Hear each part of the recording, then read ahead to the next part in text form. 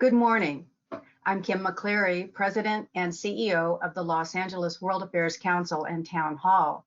Today, it is my pleasure to introduce our program partner, Writer's Bloc, to today's live stream with Dr. Fiona Hill and Doyle McManus. Writer's Bloc and the Los Angeles World Affairs Council Town Hall have had the honor of working together to welcome several distinguished authors and leading experts to our virtual forum. Today is no exception. For those of you who would like to ask questions of Dr. Hill and Doyle McManus, there's a control panel on the right-hand side of your screen where you can type in your questions. Jessica Deganzik, our Vice President of Events, will be managing your questions during the Q&A portion of today's program, which will start in about 30 or 35 minutes. I'm now so excited to welcome Andrea Grossman. She is the founder of Writer's Bloc Presents, and she will be introducing today's discussion. Andrea, it's so great working with you again. Thanks as always, Kim, and thanks to all of you for joining us today.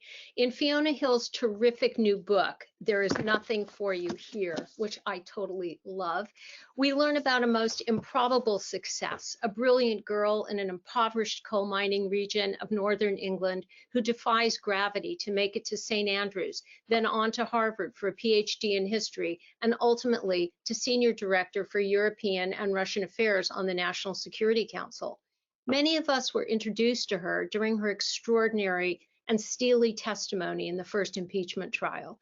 Her book is much more than a memoir. It's also a most refreshingly unwonky cautionary tale told from her perspective as a Russia scholar, and a female one at that, on how the United States faces a crisis of declining opportunity with social, economic, and political ramifications. Dr. Hill's own narrative about the difficulties inherent in her professional development as a woman in the UK, and of course here in the most elite American academic circles, runs a parallel course with her observations and hair-raising experiences in the Oval Office with the former president and his aides. There Is Nothing for You Here is a riveting book about a woman whose accomplishments, accompanied by her own humility and occasional disbelief at her own success, provide manifold lessons to us about equality and necessary steps to ensure our success as a nation. We urge you to visit our websites to get a copy of Fiona Hill's book through Skylight Books. They have a limited number of signed book plates, so you should get them. We've been reading Doyle McManus for years in the LA Times. From his perch in Washington, Doyle devotes his columns to issues that reverberate in national and international ways. He's done time as a White House correspondent, a Middle East correspondent, and was Washington bureau chief for 12 years. I'm so delighted to present Doyle McManus and Fiona Hill. Well, thank you very much, Andrea, and thank you very much, Kim. Thank you, Fiona, if I may call you that, since we've known each other for about 10 years. Full disclosure, for joining us. Thanks to all the members of the World Affairs Council for joining us this morning. I want to add my congratulations on the book. Everything Andrea said is true. You got a remarkably warm and intriguing review in the Washington Post, where their lead book critic, Carlos Lozada, said, "At last, a memoir by someone who worked in the Trump White House that isn't just a memoir of working in the Trump White House." And in fact, what struck me about your book is, and here's my public service announcement, it's really 3 books in one. It is a memoir of a fascinating life story, beginning, as Andrea said, in effect in the disused coal fields of Northeast England. There is embedded in it a mini memoir of your time in the White House with some remarkable insights about both President Trump and Vladimir Putin, which we will get to. But it's also a very good book on the central problems of democracy in our time. And the final pitch is it somehow manages to pull off that trifecta in a very accessible and appetizing form with plenty of flashes of humor. So all of us in this meeting are used to reading books about foreign policy and national security. This will be one of the most pleasant reads about foreign policy and national security you'll ever have. So Fiona, thank you for joining us. Let me start. For those who have forgotten the halcyon days of the impeachment hearings of 2019, let me start not by asking you about the impeachment hearing, but by reminding us of how you came to Harvard, how you came to Washington, how you landed in the Trump White House. Well, thanks very much, Doyle. It's really great to see you again. And sorry it can't be in person, with all the COVID restrictions. And I'm really grateful to Kim and Andrea and all of the staff, Jessica and others at the Los Angeles World Affairs Council. It's great to be here, and thank you also to everyone who's listening. The journey that took me to the National Security Council and the White House was actually surprisingly linear in some respects, because I started studying Russian, which was the kind of main precipitating reason back in 1984, against the backdrop of the war scares in Europe, over the stationing of SS-20 and Pershing missiles in Eastern and Western Europe, respectively, by the Soviet Union and the United States. And I decided to study Russian in 1984 against the backdrop of what had been, greatly anticipated nuclear confrontation between the two superpowers. When I got to one of my jobs in the National Intelligence Council, all of the documents were declassified, and discovered, in fact, we had really been on the verge of a nuclear war, because the Soviet Union had completely misread the intent of a whole host of US military exercises and nuclear exercises, and was thinking that the United States was preparing for a first nuclear strike against it. And so everything was on alert. But the main point was that as a kid then in high school, everything felt incredibly tense. Everyone was talking about nuclear Armageddon, nuclear winter, the end of the world. Everything seemed kind of pointless. All the political and popular culture was just filled with talk of nuclear war.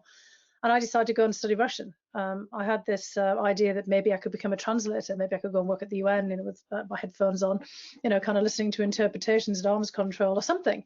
Maybe I could just do something. And that propelled me off through a various series of educational journeys, one that led after another to university, as you described just then, and Andrea laid out, but also to the Soviet Union on a scholarship at the end of the 1980s, just as Gorbachev and Reagan were meeting to sign and conclude the INF treaty that was ending this whole period of confrontation, and also this kind of big summit that seemed to be putting Soviet and US relations on a different footing to end the Cold War. And it was there in this period that I was present for the Gorbachev-Reagan summit in June of 1988. I got a job with NBC as a stringer for covering the elections. I wasn't doing anything other than spraying Tom Brokkaw's hair and making coffee for Maria Shriver. I wasn't doing anything particularly exciting because actually my accent was fairly impenetrable. And although I, obviously claimed to speak English, which is why they gave me the job, many of the camera crew and producers, I couldn't understand what I was saying. So they assigned me to something that seemed safe, spraying hair. And I learned then that there were scholarships in the United States. So I applied, and I arrived in 1989, and the Cold War is ending, the Berlin Wall's coming down. So all of the progressions are all about timing as well as educational opportunities.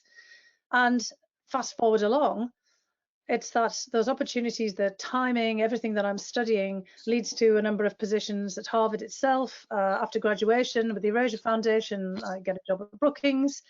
And then I serve in the National Intelligence Council, which I think, Doyle, is when you and I met just around that time. And I'm the National Intelligence Officer for Russia and Eurasia, the chief analyst for the US government, pulling together all the sources of information across the government to brief both the president and the principals, the cabinet officials and other senior officials. And that's under Bush and then into Obama. And it's on the basis of that previous job of public service working on Russia, my work at the Brookings Institution, where I wrote a book on Vladimir Putin, which is perhaps not as enjoyable as this book, but has its moments. I was asked then to come into the Trump administration. And it wasn't as a political appointee, it was a professional, public service job. I'd never met Trump. And in fact, some of the people who even asked me had disappeared off the scene by the time I got there, because such was the Trump administration that a lot of people got sacked in those early days. And I get in there, and the whole purpose and point of the exercise is to try to do something to push back against what the Russians had done in interfering in the elections in 2016. You and I talked a lot about that at the time, before I even knew that I'd end up in the administration.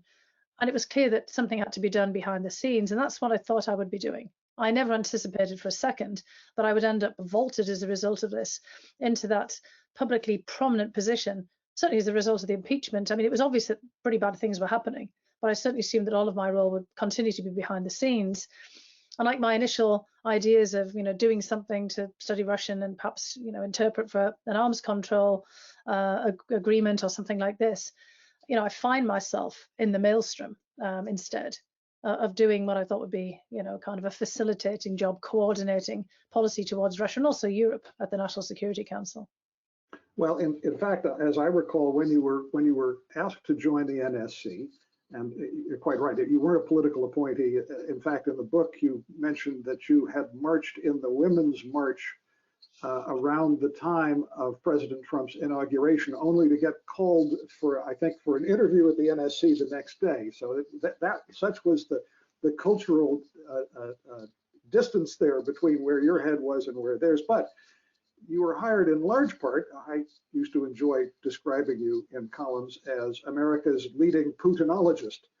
You were hired in part as a Putinologist. They needed to figure out Vladimir Putin in order to chart a sensible Russia policy.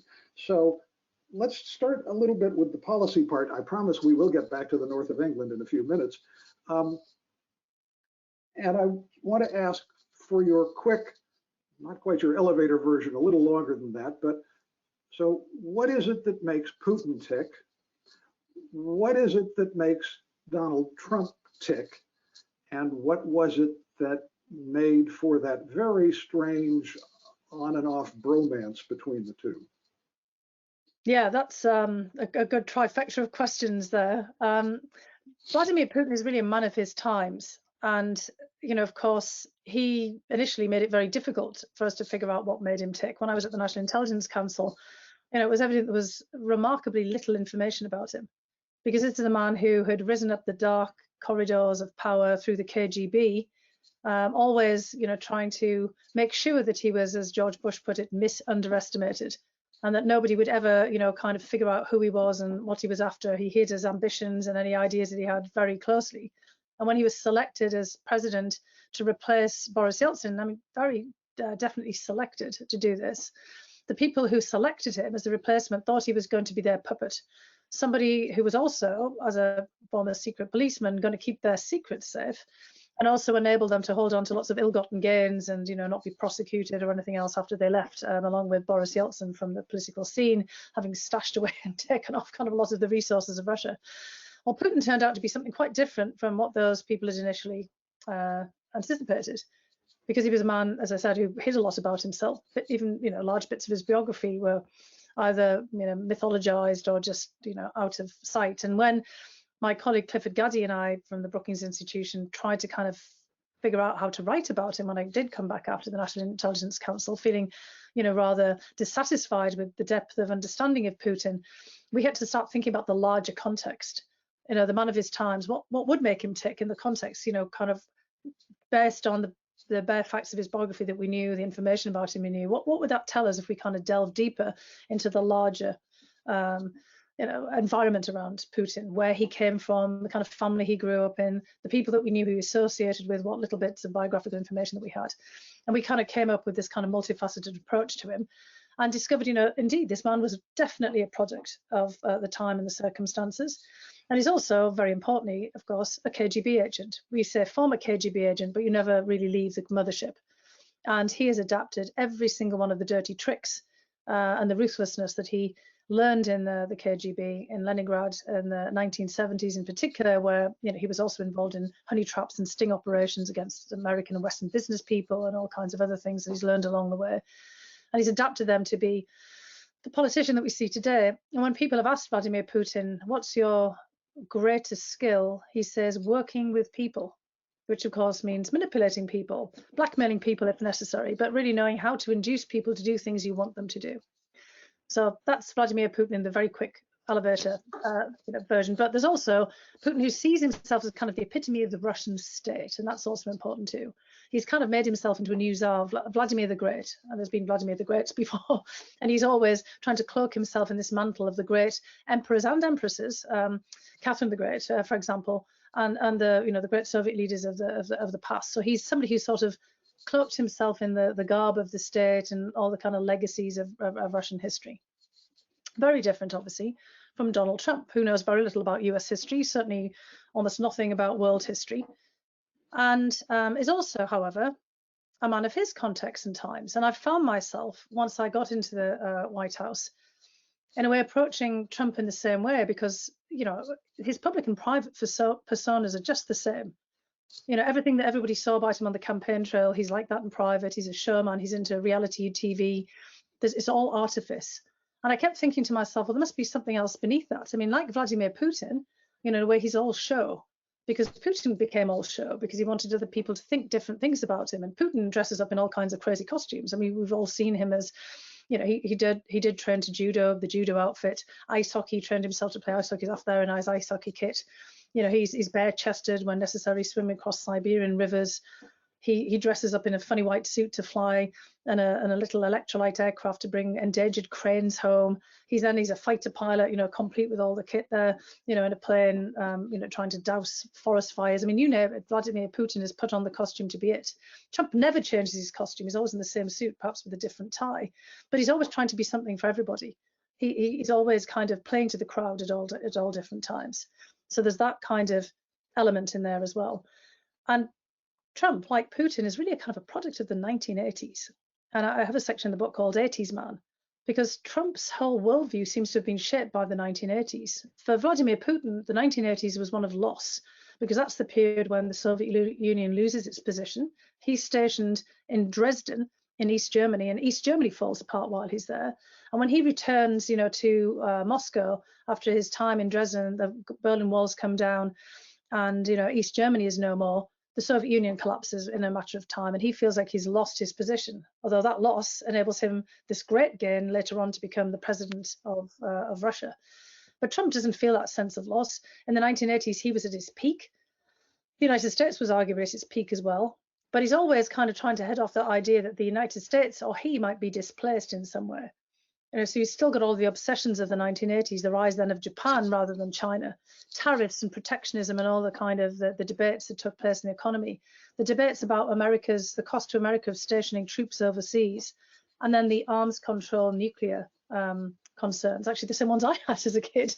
I was thinking about the war scare. Trump talked all the time about the nuclear weapons. He had an uncle who was at MIT and a nuclear physicist, and he kind of gave the impression all the time that because of that genetic link, he somehow knew all there was about nuclear weapons. He would talk about this all of the time. And, kind of that was actually one of the motivating factors for him, a driving force, which, people missed most of the time, that he actually wanted to sit down when he said, I want to have a deal with the Russians. He wanted to have a deal on arms control. He wanted to wrap up the 1980s, the INF, treaty that I'd seen Gorbachev and Reagan signing when I got to the Soviet Union as a student. He actually, he did want to rip that up, and that happened, but he wanted his own big super duper Trump treaty. If we'd renamed the START treaty, the super Trump arms, kind of regulation treaty or something like that, he would have been thrilled, because he wanted to put his stamp on that relationship between the US and Russia. And that feeds into this strange bromance in some way, because Trump was concerned with Putin, not with Russia. He thought that he was the special source, that if he sort of sat down and turned on his charm on Vladimir Putin, he would turn things around and be able to achieve those arms control deals that eluded people in the past. If people look back to that period of the 1980s, Trump actually offered himself to Reagan as an arms control negotiator in, kind of sort of public ads in newspapers and magazine interviews. He famously tried to kind of chase Gorbachev around New York to try to meet with him, at one point when Gorbachev came on a visit later. And he was always kind of pretty convinced that, again, that he was the person who could make this happen, because, his charisma was so overwhelming, and that, Putin wouldn't really be able to resist him.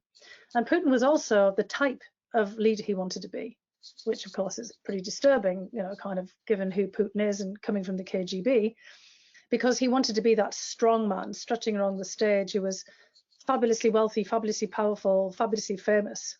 And, he was always kind of looking to Putin in a way to sort of reflect, onto himself. But the big difference between Trump and Putin gets into those points that I made before, because Trump didn't want anything to do with the state. He didn't rise up through the state apparatus, certainly not through the corridors of the KGB. He rose up through a different kind of state, real estate, from the outside. Basically he's the wild card candidate, the outsider, always the outsider.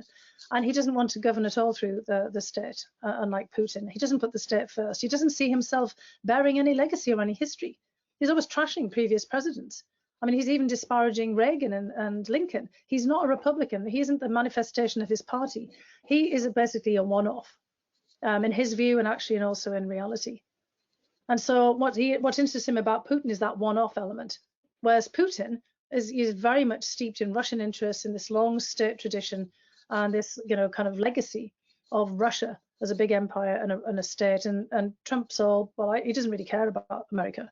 It's all about me, myself, not really America first. And his view of American history and what America is pretty warped. It's nothing that most of us would really recognize, unlike Putin, who has a very clear view of what Russia is. And it really kind of gels with, anything that others have, taken away from Russian history. So I take it that your conclusion about the ancient question among befuddled Americans, does Putin have something? Is there some compromising material that Putin has on Trump? Your conclusion was actually no. Trump actually admired the way Putin ran things. Yeah. I mean, Putin, let's be honest, probably has compromising information on everybody who's ever been, through Russia, because the KGB, then the FSB, the SVR, all the kind of acronyms, of the secret police, they kept files on anyone who came their way. When I was a student there, I experienced firsthand the massive surveillance state. People would break in on the phone calls with my parents. At one point, I was telling my mum and dad that there was nothing to eat in the cafeteria at the institute I was studying in, and I was pretty hungry. And suddenly a voice came in and said, in Russian, "Girl, if you keep on talking to your parents like that and telling them this, you won't have another phone call with them." I was like, "Oh, okay." And we had a woman called a dejurna, a woman who was kind of in charge of our corridor in the place that we lived, and she kept a book of our comings and goings and everything that we did. And at all times, we'd be having people following us around. So you've got to, bear in mind that the Russians will have something on everybody. But the point with Putin is that you don't have to use that if you know how to work with people. You figure out other vulnerabilities. You don't necessarily pull out the compromising information. So it's not irrelevant, but the main point is he knows how to manipulate. And he immediately got Trump's number, like pretty much everybody did. Thin-skinned, incredibly susceptible to flattery, and somebody who only thinks about himself. And so that's what Putin would hone in on, and I saw it time and time again. He knew how to push Trump's buttons to get him going. The most surprising single fact about that period that I found in the book is one you mentioned a few minutes ago, and that is that President Trump was genuinely passionate about the issue of nuclear weapons, not only in the sense you mentioned that he'd love to have his name on a treaty, he'd love to have a success, a pelt to hang on the wall, but that he really felt deeply that nuclear arms control was necessary, and even steeped himself in some of the details. But, and I'd love you to pick up the narrative and talk about the Helsinki summit in 2018, where to some degree, those of us in the media and in the public misunderstood everything that was, or most of what was going on there. Yeah, I mean, the problem on many fronts with Trump was he was just so lacking in self-discipline. And he was all about himself, but not the discipline bit of it. I mean, basically, he couldn't follow through even on a plan that he himself had devised and agreed on. And we just saw this time and time again. He would, I sometimes just wondered how on earth he made it in his business. And, there are lots of stories about how he didn't at times, because he just wouldn't follow through on things. And he wouldn't do the homework necessary, even on things that mattered the most to him. And on nuclear weapons, I mean, he did pay a lot of attention to the briefings. He was always talking, if anyone was actually listening about it, about a briefing that had really, got his attention about what would happen in the event of a nuclear missile explosion. I mean, I guess that's the warning briefing that people give. Here you are, you've got the button, the codes. Before you press that, just remember this. Before you take this step, nuclear Armageddon, this is what it looks like. And that had really done a number on him. He would constantly say, I had this briefing, and talk about granite melting and all that. And for him, and he'd say it over and over again. Again, nobody was really listening because they were looking always at something else about him. He would say that for him, nuclear weapons and a nuclear war was the ultimate catastrophe. And this tied together Russia, North Korea, and Iran for him. He was actually, very focused on Kim Jong-un and trying to avert, Kim from trying to shoot off a missile. He wasn't very good at following up and getting an all-encompassing arms agreement and denuclearization agreement with Kim. But he was, with Kim Jong-un, very focused on diverting the guy's attention. He did that quite successfully, I think, and ought to be given some credit for it. With Iran, he wasn't as interested in regime change as most of the rest of his people around him were. He was more interested in making sure that the Iranians also didn't get a missile, and constantly talked about that too. But again, that was just lost in the noise of him pulling out of the nuclear agreement with Iran and getting into a fight with our European allies about that. But on the arms control, front, with Putin, there were many failed attempts to actually get serious negotiations going for what would happen after INF, because we were in a fight all the time about who was doing what in INF, and it was becoming obvious it was no longer tenable. Only the United States was adhering to the Intermediate Nuclear Forces Treaty, and Russians had been violating it for ages. And then what would happen with the New START Treaty that was signed in 2010 and was about to expire and needed to be renegotiated. And Trump was, again, what I said, interested in having this big omnibus new treaty with his name all over it, but he was genuinely interested in the impact. I think, if he could, he would have done what Reagan, was rumored to have wanted to do, along with Gorbachev at one moment, which is negotiate away all nuclear weapons. But of course, it's not the Soviet Union and the United States anymore. There are lots of other nuclear states, Pakistan, India, China, and all the would-be, states like Iran and North Korea, for example. So that wasn't really very realistic. But he'd had this serious discussion in Helsinki. The reason that Helsinki was chosen for that summit was because of its role in the past, with people like Bush, Herbert Walker Bush, and Gorbachev meeting there. I mean, like Reykjavik, Helsinki was one of the traditional places for summits of the past, of the 1980s and 90s and so. And so he wanted, to have that big nuclear summit. And so when he came to the press conference, he was thinking he would get a lot of praise for actually dealing with this issue. And when people were asking him, do you think Russia's still targeting us? They were, of course, thinking like 2016. He was thinking targeting with missiles. He was thinking like the Bulletin of Atomic Scientists, kind of 1 minute to midnight, and that he thought he pushed it back a bit. It was tragic watching it because his headspace was totally different from what everyone else's was. And rightly so, because everybody else was so worried about what had happened in 2016. They were worried about the idea that Trump and Putin were having this conversation behind the scenes. They were all worried about who was saying what. Was Trump calling him out on 2016, which of course he wasn't, but he was, talking about some of the arms control issues, among other things. And then the whole press conference immediately went where it was predictable. I thought it was a terrible idea to have one. Of course, that was for Trump, the big show. He wanted the press conference. He wanted to be seen with Putin. He wanted to get universal acclaim for doing the thing that big, strong men presidents do and talking about nuclear weapons. He wanted to be, Reagan and Bush and Gorbachev and all of this all rolled into one. And of course, that didn't happen. He gets questioned on the thing he least wants to be questioned about, and he kind of has a meltdown. It's not quite a nuclear meltdown, but it did have that kind of nuclear catastrophic impact in terms of this massive humiliation of him and of the whole country on the world stage, when he basically says, I believe Vladimir Putin over Dan Coates and my intelligence community on who did what in the 2016 election.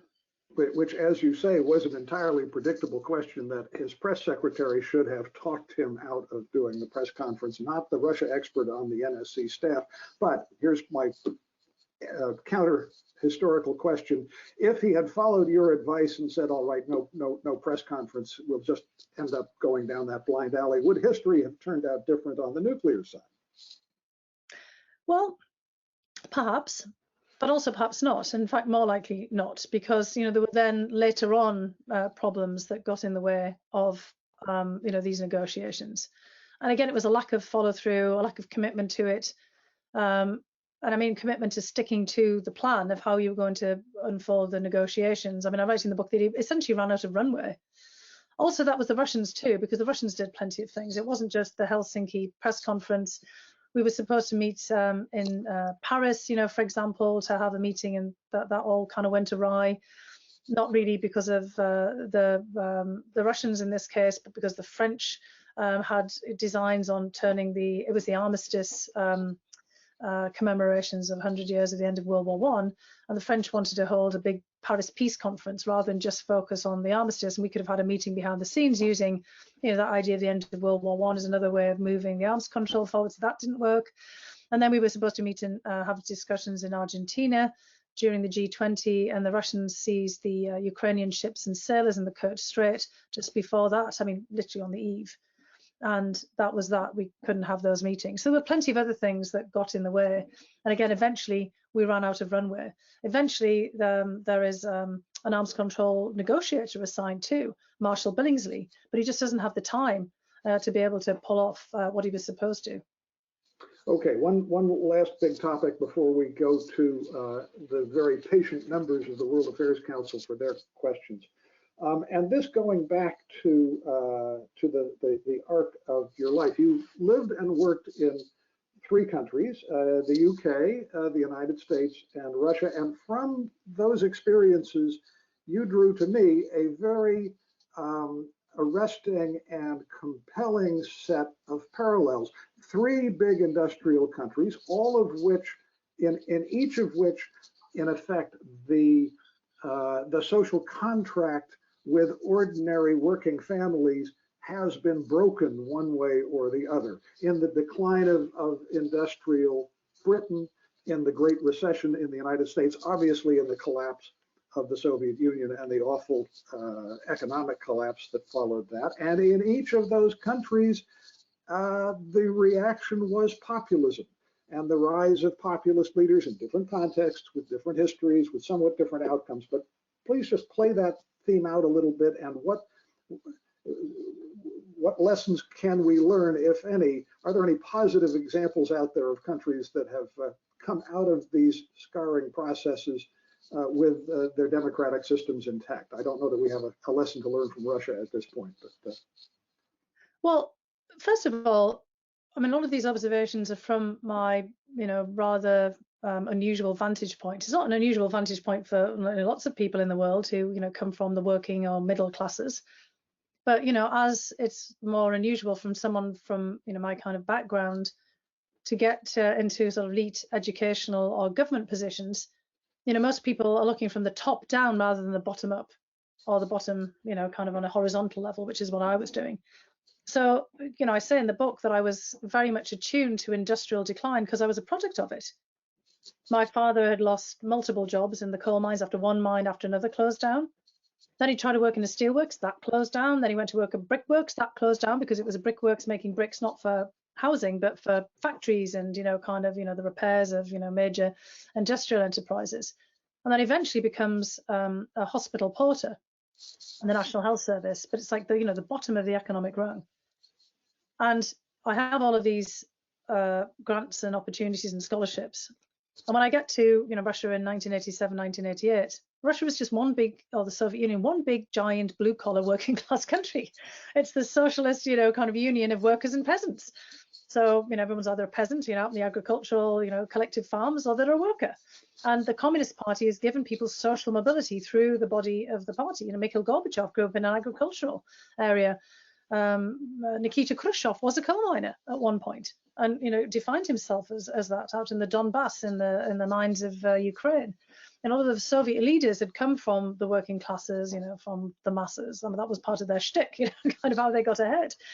And so it was immediately, kind of apparent to me how similar they were.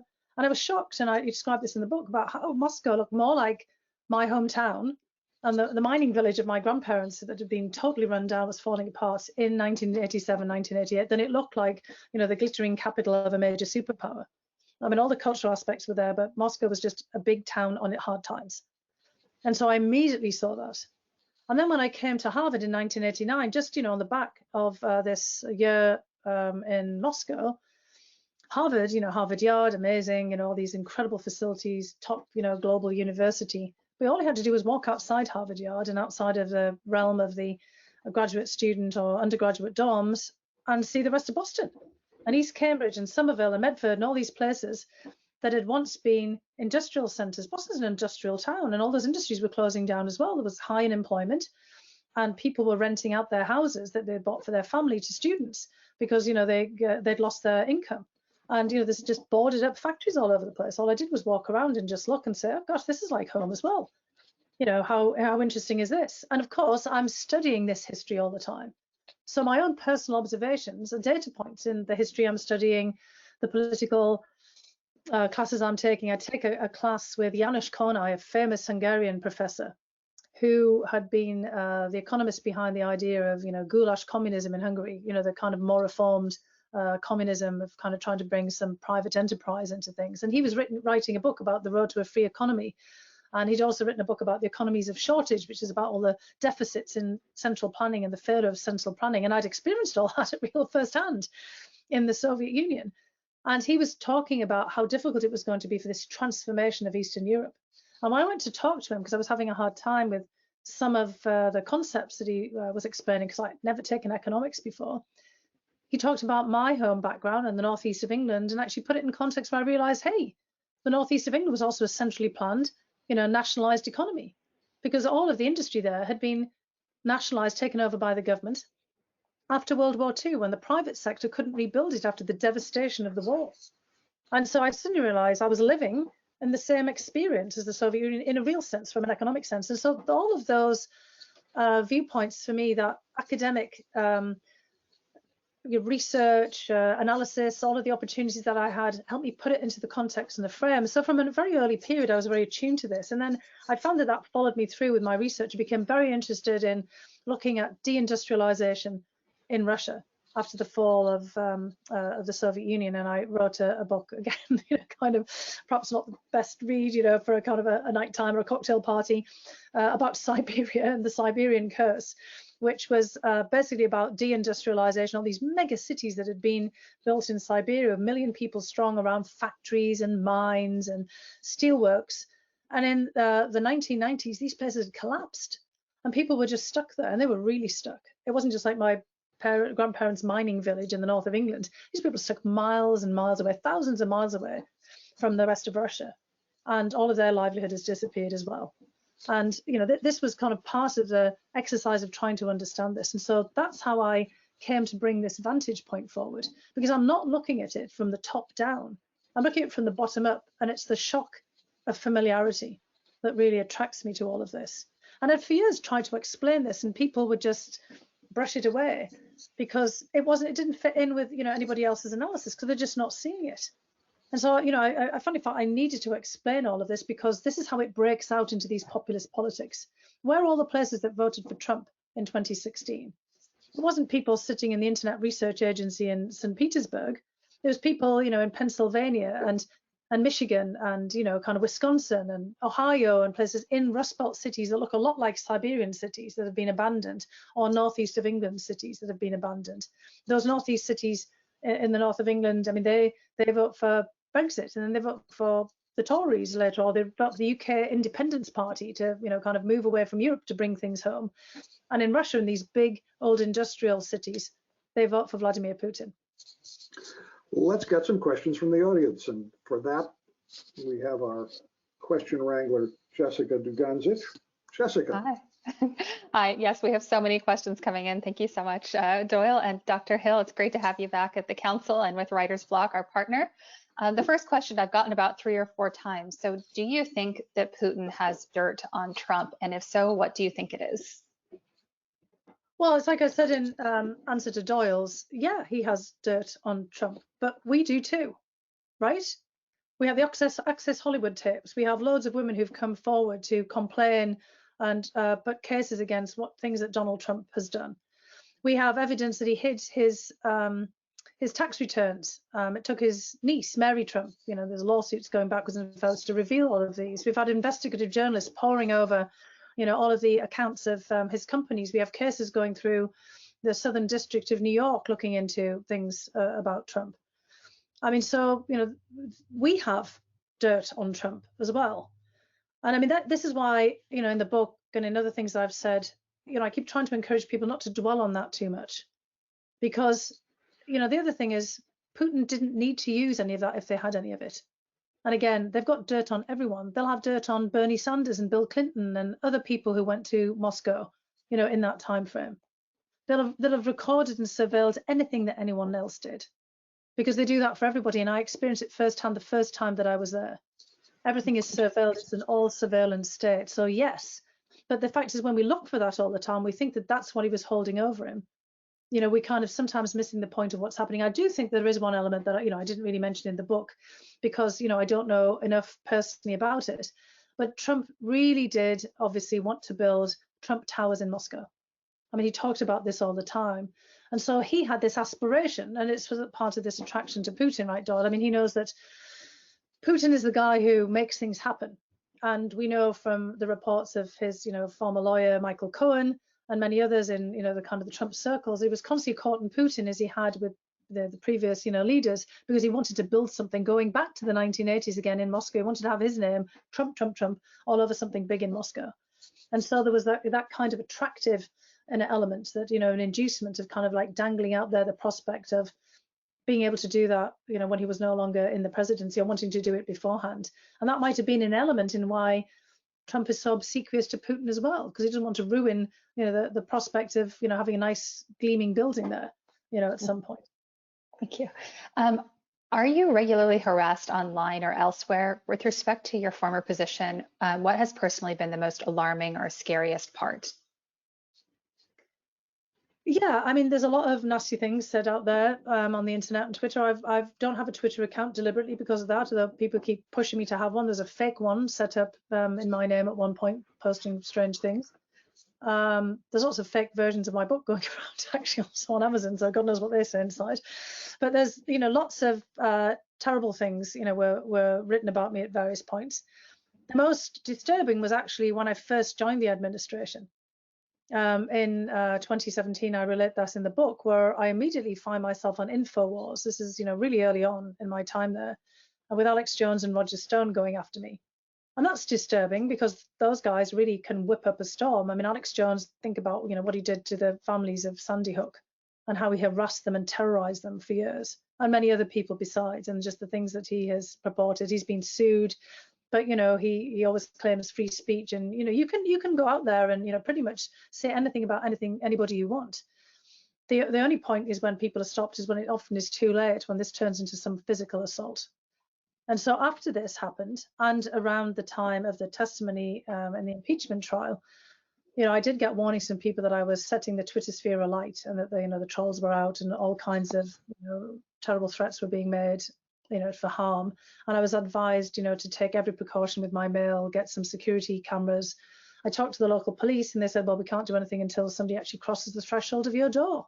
Unless, you put do not trespass signs absolutely everywhere, right up until your door. These are all kinds of the problems. Basically, I mean, I'd like to say that every single one of us out there could be susceptible to this. It's one of the reasons that we need to push back against this kind of behavior on the internet. I mean, I'm just as susceptible to any other woman in a public outward-facing capacity, or a kid in school who's being cyberbullied, or Doyle as somebody who's writing articles. I mean, the internet is awash with horrible derogatory comments, because people find it very easy with no penalty to do things to people, doxing, swatting. We have to work very hard as a society to push back against this. I mean, it's just disturbing to me overall that there is that pattern. And even before the advent of the internet, I mean, I recall early on when I was at the Kennedy School at Harvard, and I'd go on C-SPAN or something, I kept a Looney Tunes, kind of file, which, kind of, was made to sound humorous, but sometimes was not, because I could get some really threatening letters through the mail, because people had to resort to old style mail to reach you. Crazy. Looking into history, Russia, the United States, and the UK were allies during major world events. Do you see Russia leaving the West and allying herself with China in the 21st century?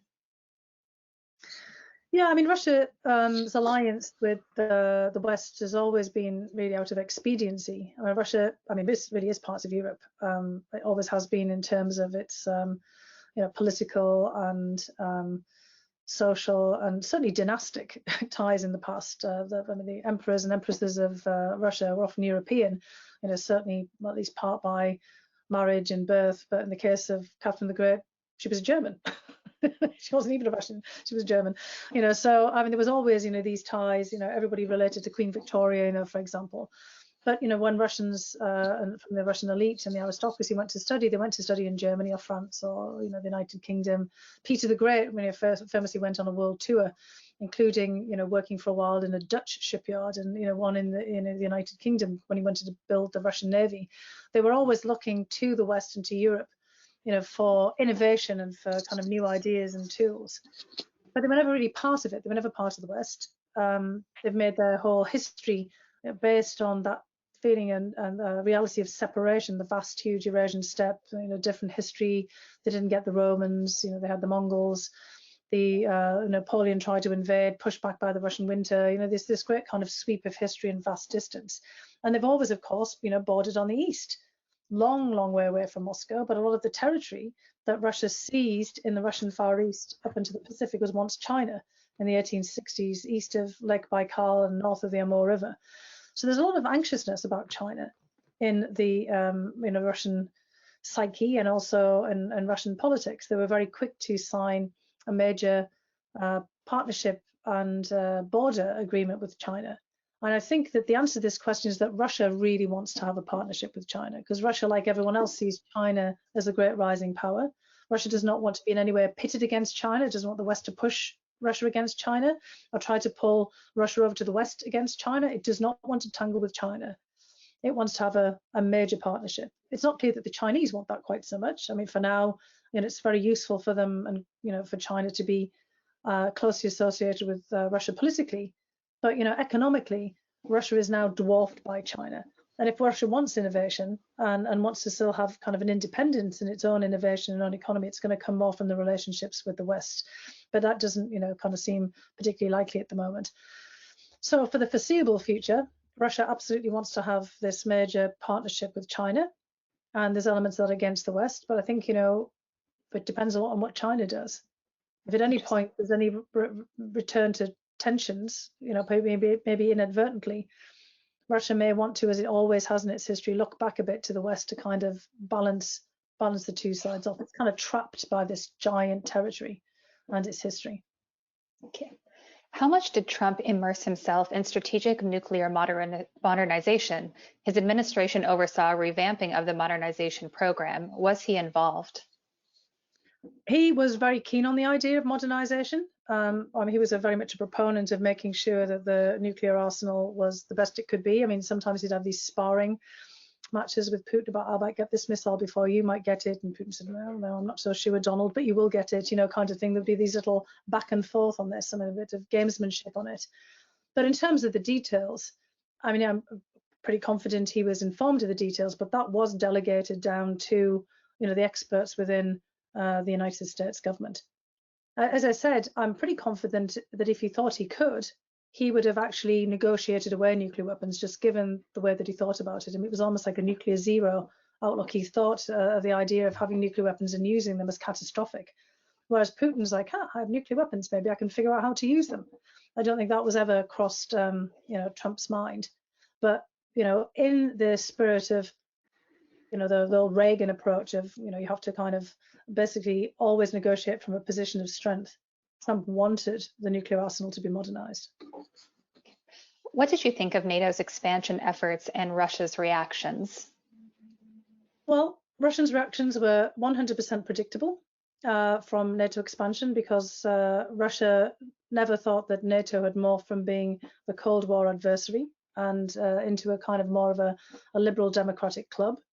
There were periods when, of course, we tried to entice Russia into joining NATO in the early 1990s, and that idea was, kind of bandied around as part of the kind of post-Cold War interactions with Russia. But of course, that was not particularly realistic after a certain point. And after 1999, when NATO under US leadership bombed Belgrade during the standoff, after the collapse of Yugoslavia over Kosovo and the atrocities that the Serbs were carrying out, I was actually happened to be in St. Petersburg at the time, and everyone in the Russian political spectrum immediately saw NATO as the enemy again, because they thought, well, if NATO could bomb Belgrade, why couldn't they bomb, Moscow, for example, in the advent of a conflict? And this was also against the backdrop of Chechnya and the war in Chechnya, and kind of these fears that started to kind of go up in Russia that maybe Moscow could get bombed because of atrocities in Chechnya, for example. So, there was always in Russia a great deal of anxiety about NATO. And the push to enlarge NATO came from Poland, the Baltic states, and others who, had similar anxieties about Russia. I personally wasn't a big fan of the idea of the enlargement of NATO. There was one thing also with, the push idea, from Poles and Balts and others. But, I was of the view that others, much more senior than me were that this was inevitably going to antagonize Russia. And so we'd have to think very long and hard about how it was going to be managed, not rushing into it. People like George Kennan, who'd written, the famous Long Telegram was opposed to the expansion of NATO. And my history professor, Richard Pipes, who was my dissertation advisor, an old Cold Warrior, who famously worked on the Reagan National Security Staff at the time of the evil empire, who was absolutely no fan of the Soviet Union and, kind of very critical of Russia. He was also opposed to the enlargement of NATO for these similar reasons, that it would lead to more confrontation and that we ought to find a different way of handling it. Thank you. Handling that is security concerns of Poland, the Baltic states, and other countries. Thank you. Can you describe the root causes of polarization in the United States? Yeah, there are lots of root causes, right? Any tree, any plant has many roots, feeder roots and, larger roots. They're, as I describe in the book, and a lot of these are related to, the fast change in the economy. It's not all because of that as well, because we've had a very fast changing demographic situation as well. So we're in a period of accelerated change. And a lot of people have a very hard time keeping up with that. I experienced that in the United Kingdom as well. When change on all different fronts happens very quickly, a lot of people then do feel disaffected. They want it to stop, particularly if they feel that they're going to lose their position in society, either because of their job or because of their particular group identity and group prominence, and also very much because they can't see a path in the future for themselves and their children and grandchildren. So I lay out in the book a number of these factors around the whole theme of deindustrialization, because from 1989 onwards, when I came to the United States, I saw immediately around in Boston deindustrialization and then post-industrial decline. But places like Boston and parts of Massachusetts bounced back really quickly. But not everywhere in Massachusetts did. If you go out to Western Massachusetts and the old textile industries, for example, a lot of people are still left behind. It's all those places that did not adapt and were not able to adapt and were not helped to adapt to the new economy. Where you're sitting out in California, California adapted pretty well, right? But now you're facing other kinds of sets of problems that will be very difficult to adapt to. But to the changes in the economy, the emergence of the knowledge economy, most of California did adapt, but you've still got a lot of tensions there. The people who can't find a house, don't have an access to an education, they've been priced out of the economy. All of these, inequalities, the indices of inequality, the lack of opportunity are all still there, and they also feed grievance and a backlash, as we saw recently in California politics. So, the point of this is, yes, we can see all of these routes. I, certainly can, and I lay a lot of them out in the book. But they're all, there's multiple different things at play here. And I use the theme of opportunity to describe these, because one of the biggest dividing lines in America right now about how you will vote, how you see yourself, how you describe yourself is education. And whether you've finished high school or you've then gone on to higher education in some form. So, we know that all the cleavages in America are really on this issue, on this dividing line on education. Those who have a college education, those who have not. And that's really affecting all of our politics today. And one of the arguments in the book is that we have to open up educational opportunities for as large a swathe of the population as possible. And that is actually an imperative, because it ties into our politics as well, into disinformation and the ability of kind of outside forces to exploit us as well. If people are better informed, people are better educated, in the sense that they're able to have critical thinking and kind of be able to more discern information that they're getting, we have a much more healthy political system. Thank you. Putin claimed that the US has hundreds of military bases overseas, while Russia has merely 2. If only somewhat accurate, does this gross imbalance not suggest that Russia hardly is a foreign relations threat, at least not militarily? Yeah, well, look, I mean, foreign relations threat, national security threat. I mean, Russia remains, it's not just the issue of bases, it's the nuclear arsenal. I mean, no matter, what you might think about where Russia is today, Russia is still the power that has the capacity to annihilate us, just as we have, for Russia with our strategic nuclear arsenal. I think actually the greatest threat from Russia today is not military bases or, the posture of its nuclear forces even. It's this kind of more insidious threat, this sort of subversive threat, the kind of thing that we saw in 2016, the political influence operations, the propaganda. And there's one thing that really has an incredibly explosive effect in all respects, which is the use of finance, dirty money. We've just recently had, and I encourage people to go out and read, and Doyle and others have, been covering this, the Pandora Papers, the exposure of huge caches of documents, basically describing the setting up of shell companies and the way that people hide, finances in shell companies, and a lot of this facilitates influence, political influence. I mean, in the United States, money is described as free speech as a result of the Citizens United, ruling at the Supreme Court. You can set up a political action committee, and you can use an enormous amounts of money to sway opinion and to press your interests. And that's what Putin does. And the security services, they set up their equivalent of a political action committee, a super PAC, and they put money, into our system through intermediaries and proxies by putting people on the boards of their companies, for example, and getting influence that way. Dirty money, bribes, kind of paying for things. We've talked a lot about Russians buying property in Trump Towers, kind of Russians. This is not regular Russians and even regular Russian businessmen, but oligarchs who are close to the Kremlin and sloshing money around. So like dirty money in our system, including our own corruption and the susceptibility of our own politicians to corruption. I mean, these are even more of a dangers and more of a threat to our society and to our future than, however many tanks, Russia may have on a base, or even, how many missiles, because these factors are more likely to be used and to use to ill effect. Ransomware attacks, for example, you don't have to have a missile to take down a hospital system. You can take a ransomware attack that by a criminal group that, is being given the nod and the, the wink to by the Russian secret services, and then the whole system is taken down. People have died because of that. So, I mean, these are the kinds of things that we should be thinking about rather than just the the sort of conventional military posture, although that is still important. And I don't want to, I'm not diminishing the point of the question. I'm saying there are more things here that we should need to be paying attention to. Thank you. One final quick question before I turn it back to Doyle. Does Putin enjoy 007 movies, and do you enjoy James Bond films?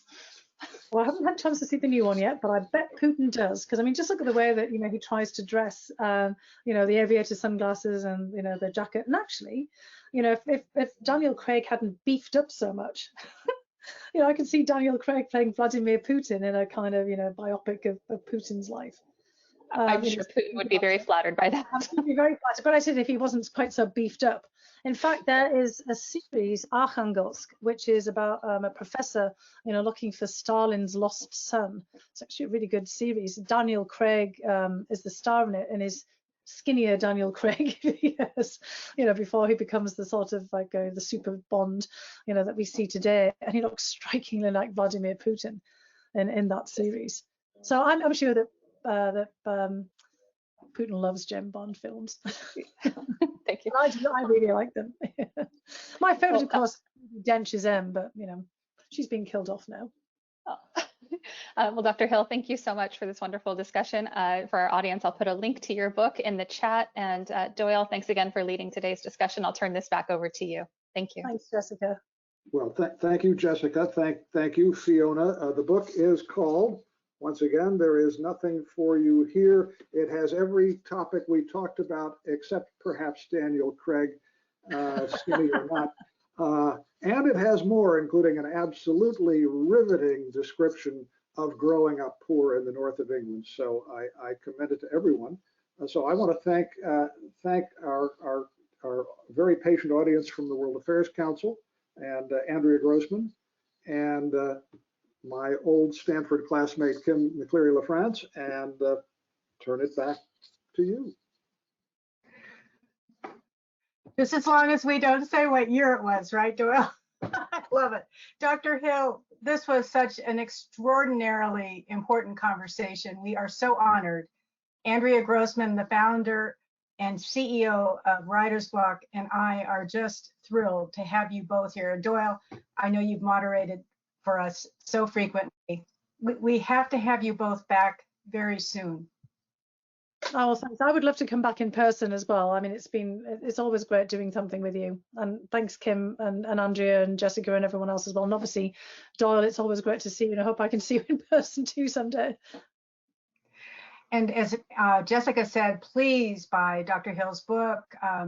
Our bookseller partner is Skylight Books. And as Jessica said, you can click on our chat in your control panel and find out how to purchase the book. For our audience, thank you so very much for joining us today. Both Writer's Bloc and the World Affairs Council Town Hall are partnering to provide you with these quality programs at no charge. So please consider making a donation to support each of our organizations. It's very easy. Our websites are provided for you on the last page of this program, as well as in the follow-up email. So please consider visiting our websites and making a donation to keep us going. We can't do this without you. Thanks for joining us today. Take care. Have a great weekend.